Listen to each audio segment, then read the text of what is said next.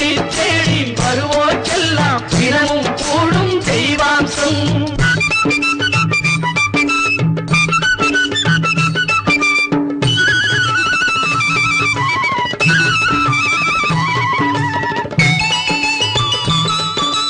மங்கையரின் குங்குமத்தை காக்கும் முகம் ஒன்று, வாடுகின்ற